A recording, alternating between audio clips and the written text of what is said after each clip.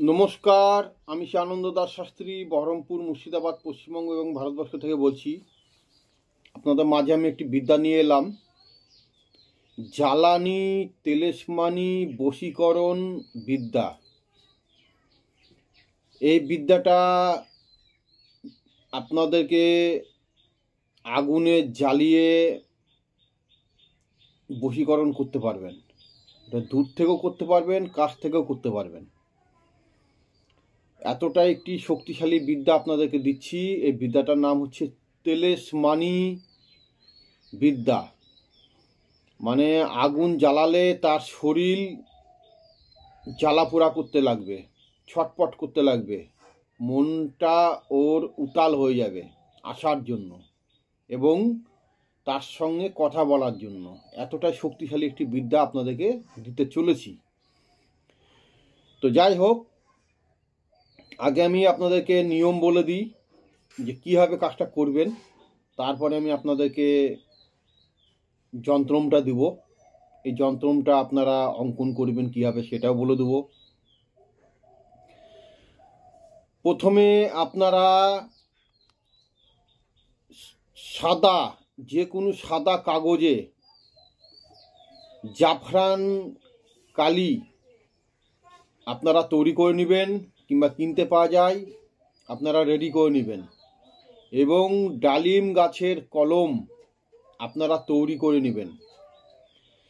সেই কলম দিয়ে আপনাদেরকে এই যন্ত্রটাকে পুরোটাই অঙ্কন করতে হবে।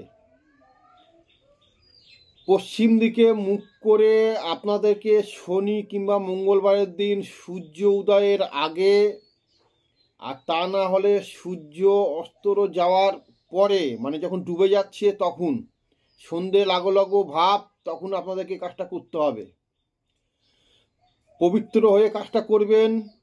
যখন করতে বসবেন তখন আপনারা মুখে একটু মিশ্রি দিয়ে কাজটা করবেন এবং অবশ্যই আপনার দেহবন্ধন করে রাখবেন, কেননা এটা তেলেসমানি একটি বিদ্যা। অকারণে অযথা যদি আপনি কোনো রকম ভুল ত্রুটি হয়ে যায়, তাহলে আপনার গা হাত পা জ্বালাপোড়া করতে পারে এবং ব্যথা বেদনায় ভুগতে পারেন। এটা এতটাই শক্তিশালী একটি বিদ্যা। তো এটা মুখে মিশ্রি দেওয়ার পর আপনারা কাউরির সঙ্গে কোনো কথা বলবেন না, ধূপ জ্বালাবেন, গায়ে আতুর ছিটিয়ে নেবেন, শ্রদ্ধা ভক্তি সহকারে, এটা যত্ন সহকারে আপনারা কাজটা করবেন নির্ভুলভাবে। যে যন্ত্রটা আমি আপনাদেরকে দেখাবো এই মুহূর্তে একটু দেখে নেন, তারপরে আমি বিস্তারিত আরও আলোচনা করব আপনাদের সঙ্গে। প্রথমে আগে দেখে নিন।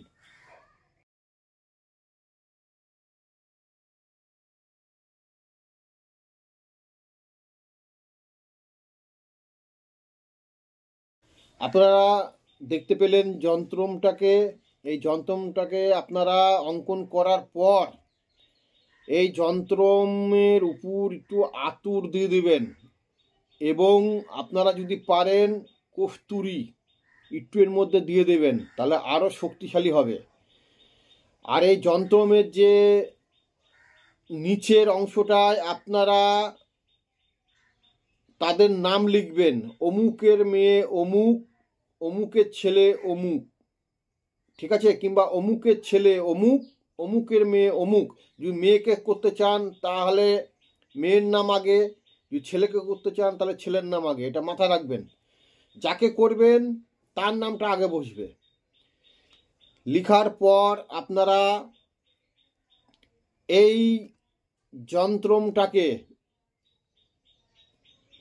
দরুদ শরীফ আপনারা 7 বার পরে 7 বার ফু দিবেন এই যন্ত্রের উপরে, ঠিক আছে? মাথায় যেন থাকে। আমি আপনাদেরকে দিয়ে দিচ্ছি দরুদ শরীফ। এটা আপনারা দেখে বাংলা যে উচ্চারণটা সেটা আপনারা দেখে দেখে বলবেন, একবার করে বলবেন, ফু দিবেন এইভাবে 7 বার। আমি আগে যন্ত্রটা দিয়ে এই মন্ত্রটা দিয়ে দিচ্ছি, তারপরে আপনারা আবার আমি আপনাদেরকে বুঝাবো কীভাবে কি করতে হবে।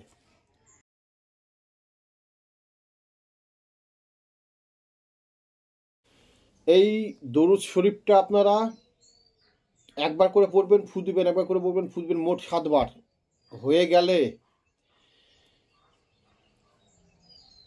যাকে বশীকরণ করবেন কিংবা যাকে আনতে চাইছেন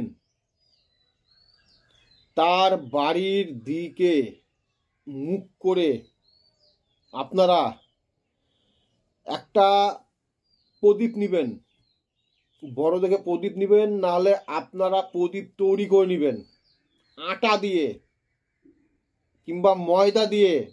আপনারা সে প্রদীপটাকে তৈরি করে নেবেন, নেওয়ার পরে সুগন্ধি তেল, বাসনা তেল কিংবা চ্যামেলি তেল আপনারা নেবেন।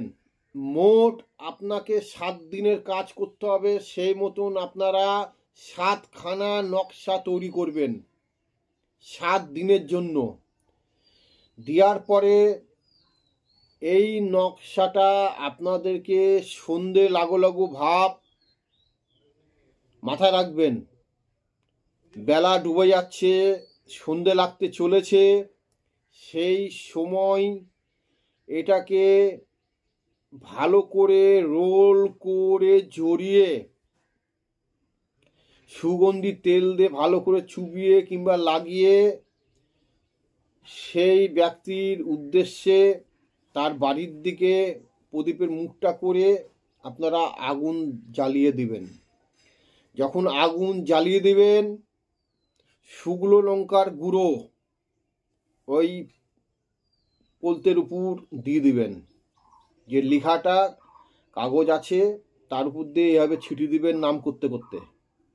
যত জ্বলবে তত ওর জ্বালাপোড়া করবে। এটা তেলেশমানি একটি বিদ্যা, খুব খতরনাক। আপনার শরীর বন্ধ করে নেবেন, নাহলে আপনার জ্বালাপোড়া করতে পারে এবং ব্যথা বেদনা হতে পারে। অবশ্যই ভুল করবেন না কেউ।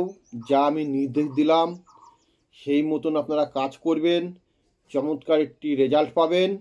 এই জিনিস করতে পারলে ফেল হবে না, মিস নাই। করতে পারলেই কাজ সঠিকভাবে করতে হবে, আর যেভাবে আমি আপনাদেরকে বললাম সেইভাবেই করবেন। এর রেজাল্ট দুর্দান্ত রেজাল্ট আছে। বশীকরণের কাজ দূর থেকেও করতে পারবেন, কাছের থেকেও করতে পারবেন, এমন একটি বিদ্যা আপনাদেরকে দিলাম। এই বিদ্যা দিয়ে আপনারা কাজ করেন। এটা পরীক্ষিত বিদ্যা, জ্বালানি বিদ্যা, ঠিক আছে? আগুনে জ্বালাবেন, যত জ্বালাবেন 7 দিনের মধ্যে দেখবেন আপনার এই রেজাল্ট হয়ে যাবে। যদি ধরে নেন 3টে জ্বালালেন, তা করতে করতে দেখা গেল চলে এলো, কিন্তু পুরোটাই আপনারা সম্পূর্ণ জিনিসটা জ্বালাবেন। 7 দিন তো 7 দিনই জ্বালাবেন, কেউ থেমে যাবেন না। হয়তো দেখা গেল আপনি একটা জ্বালালেন চলে এলো, কিংবা 2টো জ্বালালেন চলে এলো, আসতেই পারে, ঠিক আছে? সেখানে কিন্তু ভুল করবেন না, বারবার করে বলে দিচ্ছি আমি। 7টা কমপ্লিট করবেন। কীভাবে করবেন না করবেন চুপে চাপে আপনাদেরকে করতে হবে, পরিষ্কার। এইসব কথা আমি আপনাদেরকে মানে কি করে বুঝাবো, আপনাদের ব্যক্তিগত ব্যাপার, আপনাদেরকে বুদ্ধি লাগিয়ে কাজটা করতে হবে। তো যাই হোক, ভালো থাকবেন, সুস্থ থাকবেন, নমস্কার।